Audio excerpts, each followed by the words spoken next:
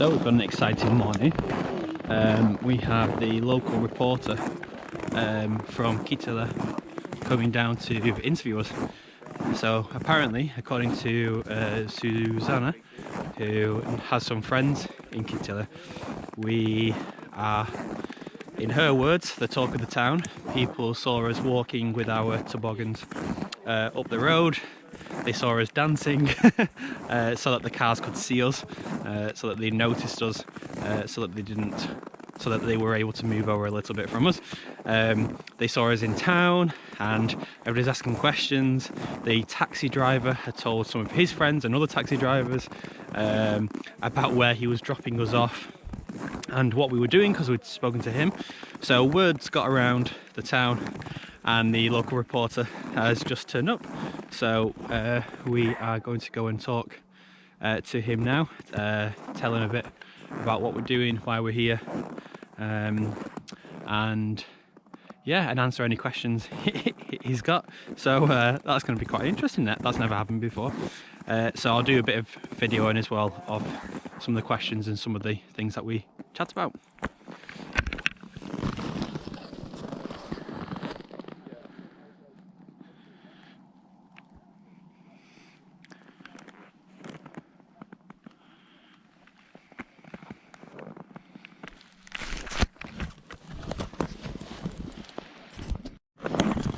Anything you want to ask us? What kind of nature do you have in Manchester? Do you take trips there, or? I work for Heaton Park in Manchester, which is the biggest city-owned park in Europe. It's 640 acres. It's probably about 1,000 odd hectares. But it's all the wild spaces, or most of Manchester's wild spaces or green spaces, are formal. They're the formal parks, benches, playgrounds, things like that. There's very little wild in Manchester. You have to go out to Derbyshire, to the Peak District, places like that. There's a bit more around my side where we've got more. Oldham way, again, but that's you're still going up out of the city. I can only go into the countryside. I can't go into the wilderness. The wilderness in the equivalent of this, we've got to go to Scotland. Yeah. You're never more than 8 kilometres away from a tarmac road in the UK. That's how dense we are. So if you get lost, if you walk 8 kilometres in any direction, you will come across a main road. We have a saying that in the UK you're never more than 10 minutes from Tesco's. Yeah. The supermarket. It's like a supermarket. Like a Kmart. You're never more than 10 minutes from the Tesco's. Yeah. And never more than 3 minutes from the McDonald's. It's a small island, a lot of people, and we've lost a lot of it because it's been agriculture. It's been either agriculture or big stuff like country that, estates owned by people so that don't let you on the land. My hometown near Birmingham, we have a population of 25,000 people. That's our town. That's not a city. That's just the town. And that's just part of the conurbation within now part of Birmingham. But the place that we normally camp in, we've had to kind of build up a reputation over many years, because technically, because it's council owned, you're not allowed to camp there. But we've had, over the years, I mean, Riam practically grew up in that woods when he was a little boy, that's where he played, so he's known it for years. But like camping in it, there's been times when, yes, the police have come down, they've had a look at what we're doing, but because we don't leave any trace, you don't even know we've been there once we've gone, they're just like, oh yeah, it's fine. So even though technically they could say, oh no, you have to move on, because they know we're not doing any harm to it, they let us stay there. If you get the odd dog walker through who lives nearby, again, they see us cleaning up after teenagers who have been in and left a mess. So because they have a respect for us, it's a mutual respect between we're looking after your local area where you walk your dog, and they don't have a problem with that because we look after it. So even though we don't have the same rights as in Finland, the everyman's right, if you've got respect for the area and you have a kind of community approach with knowing the people who live nearby, if they don't have a problem with you, they're not going to call anybody to come and move you on. So it's a relationship. We've pulled motorbikes out of there. Riam's driven his bike in there with all the camping kit on it. The first job when we arrive at every camp is tidying up after the people who have been there before us, and it's normally teenagers there drinking and leaving cans or leaving broken glass bottles for dogs to walk through and stuff. So the first job at every camp is clean up before the other people, and then when we've gone, it's like nobody's been there. So and then we do have quite a few forested areas in England that we can visit. Yeah. You can't. No, and the size of this place and the size of the taiga and the boreal forest, and also the environment, the temperatures, which we won't get in England. It means that the skills that we've built up in essentially our back garden, our yard, we can now come out here and apply them in a totally different environment, and then we widen our skill base. We now know that something works here, it works there, and this is a challenge for us. This is a holiday, but overall it's a massive learning experience that we can never get enough of, and that's only possible because of the respect of the Finnish people, you know, and the hospitality of the Finnish people, and the land itself. The land lets us be here, you know. Tapio, you know, it's been a bit spiritual for some of us. Yes. You know, we've seen things that, you know, in the mind that the forest shows you. Old Finnish traditions. Like Sami. Tapio. Yeah. Kiitos Tapio. Yeah. I mean, we're from Christian backgrounds, but I'm not anymore. I'm not into that anymore, but I'm more spiritual connection with the nature. And the nature to me is, if he was a word for it, would be God. If he was a word for it. But the nature's just the nature. Yeah. That's me, and it's in me, and it's in you, it's in everyone. Yeah. And it was really nice to spend time with that. Yeah. So nature is everything. Very good for the mind. Absolutely. Everything. We are part of nature. You know, That's why we get out so much, because after a while of not being out, you're like, mentally, I need to be out in the woods. I need that kind of reset button being pressed. So mental health wise, it's it's invaluable. Driven us crazy. We've been trying to get out here for 4 years. Yeah, 4 years. Yeah. COVID originally stopped it last year. Finnair cancelled the flights. Close last year, and then Finnair cancelled their flight. No pilots. Damn it! So it's been four years in the making, and we finally got out here. Yeah, So. we might be going to Sweden next year, to Jokkmokk. Because we like the Sami people. We'll definitely be back here. We base our gear on Sami because they live out here and it works, and it's worked for millennia. So we try and avoid some modern things and go back to just wool and fur. Yeah. Because a long time camping, it works better. Short term, modern gear like you're wearing, I think is great. But to stay out repeatedly night after night, eventually it will fail. And you need wool. I mean, you've probably got wool base layers on, I don't know. Oh, you're probably too hard. You've probably got a pair of Bermuda shorts on. Jeans under. I'm going home. Is this a warmish day for you? A nice, comfortable day? Quite normal winter day, yes. Yeah, it's just normal. Yeah. The thing is, you're acclimatised to here. Yeah. For the Brits, we can go anywhere in the world, but it takes us 2 weeks to acclimatise to it. You're living in this because this is your normal environment. The lowest we've had in the UK this year was it got down to -7 or something, -10, and that was really cold. And then you come out here and you spend a couple of nights at -20, 25, 33.3, and then you get back up to -10 and you're like, oh, this is lovely weather. This is I'm taking some layers off. Yeah. But you get a different kind of cold here. Like dry cold, which we never get. We only get wet cold. Because we're surrounded by the sea. We live in a bog. Even if it gets to -10 or We're really selling Manchester. It's never dry. Don't visit Manchester. Visit Manchester, guys. You can only get over here. Really. one thing we can teach you about is rain. Yeah. We can teach you about we a lot talk of about rain. weather because we get weather. We don't get climate. Manchester is the home of rain. Nice. Do we have snow right now? There's No, not at the moment. supposed to be something coming in. In March, isn't there? The Yeah. most snow we'll get is about 2 to 3 inches Yeah. in a winter. And that'll close everything. Yeah, the entire country will come to a stop. We were as we were walking up the road and we were seeing cars coming down the road so fast and we're like, if this was Manchester, nothing would be moving. Like no one would be out. Everybody's lock your doors. Yeah. Yeah. We don't The get strangest more than 10 experience for me centimetres. was when as we touched down in Helsinki on the way here, and the runway had snow on it. Yeah. Manchester Airport would have stopped operating completely. Dave, brought some The porridge. biggest They're just airport not in prepared Europe, for it. yeah, You know. would have just ceased to function.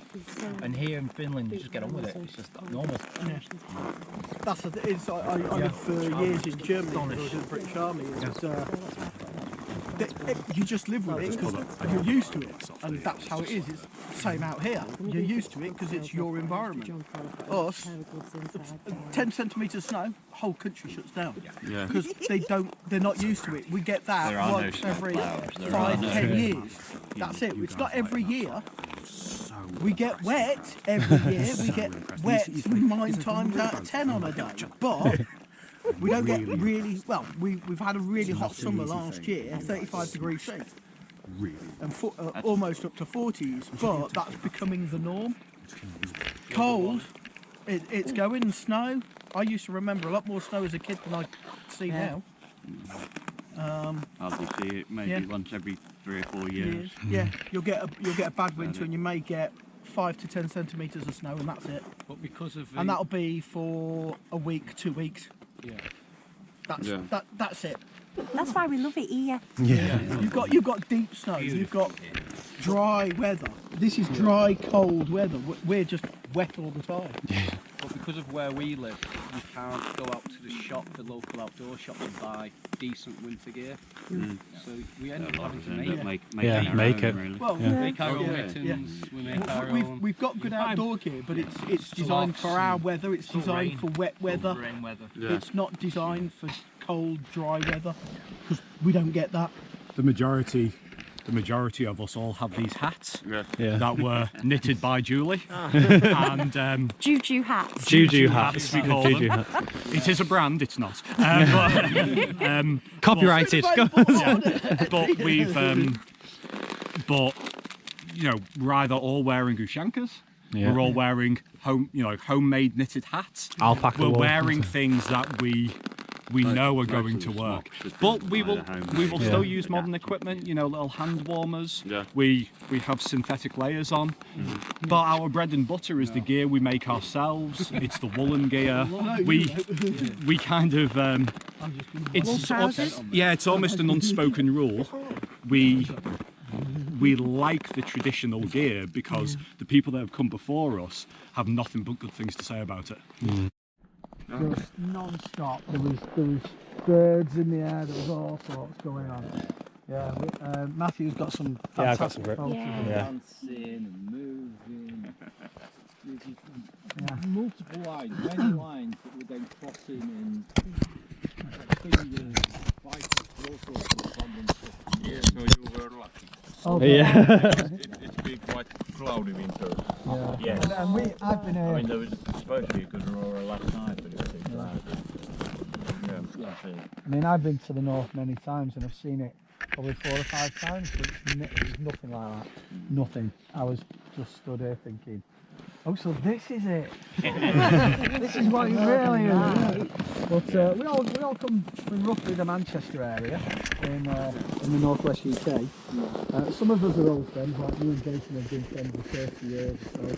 But basically, we all got together with a love of bushcraft. And we met and sort of became a community, if you like. And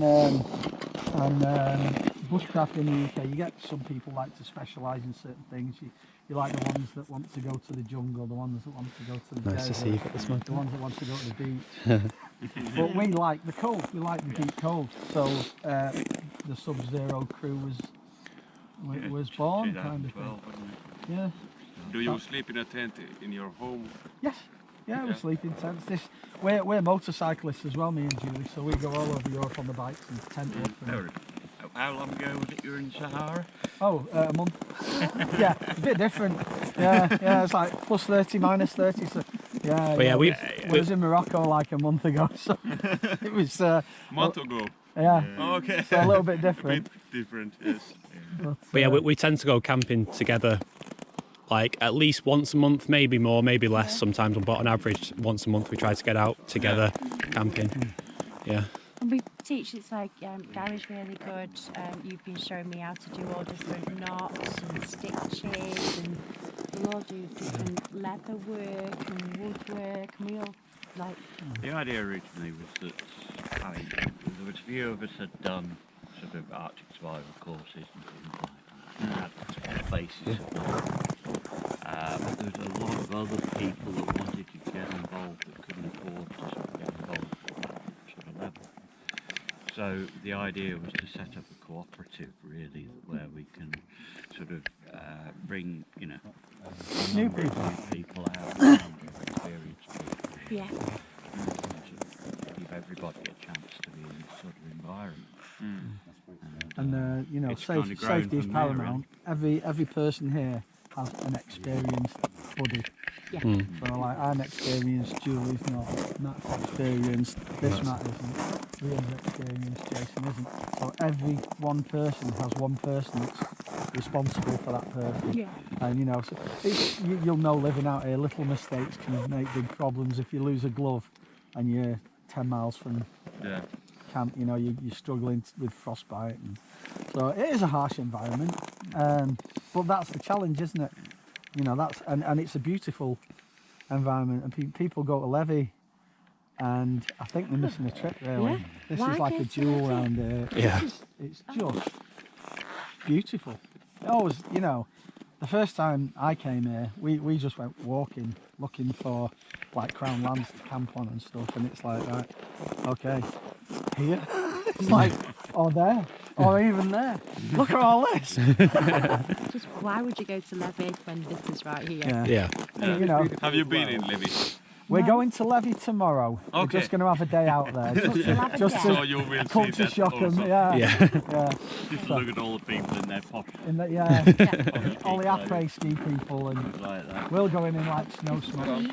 This is Pete. He's another. He came with Gary's team. He came with the advanced Part of the party. event team, But there's And what's something your name? about being in. I'm Mika.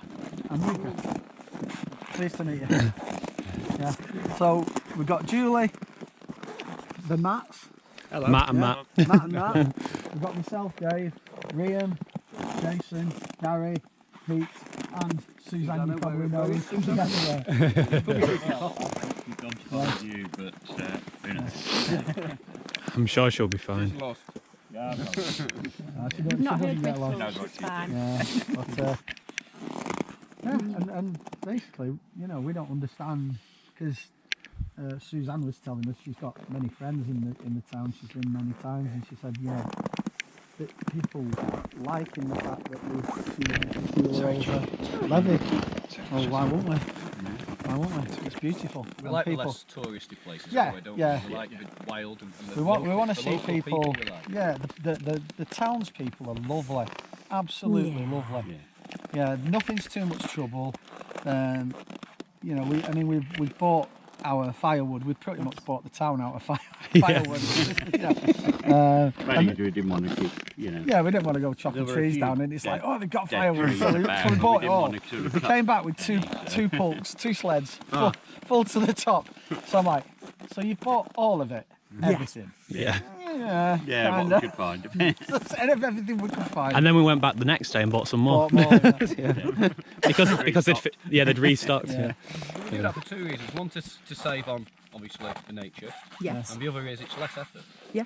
The more time we spend in chopping wood and messing around. the Yeah, less you can time spend all day spend- sawing. I mean, You want to be out there. did you tell him about the Northern Lights? Yeah. Yes, I did. Yeah, that It Matt was. got quite emotional a bit. Yeah. I saw them You for know, the first time and just broke into tears. It was the most astounding thing I've ever seen. And then to be here with all of my friends, Yeah. I mean, there was nothing. You know, like better. Dave said, we know people that have been to the Arctic, you know, Many times. many times and never seen the light. No. But to see a people show tend like to that, think it's a given, and don't that they? good a show. Oh, I mean, you get holidays. It was just- Come and see the Northern Lights in Finland. And you might see a If they're green there. flag. Yeah. And there's people that have made these glass igloos and stuff, and it's like, yeah, you can look at the Northern Lights. It's like, if they're there. The last trip we were here, me and Liam did see the Northern Lights, but they were very, very faint. They were subtle, weren't They were so subtle because there was a full moon, Yeah. and they were so subtle.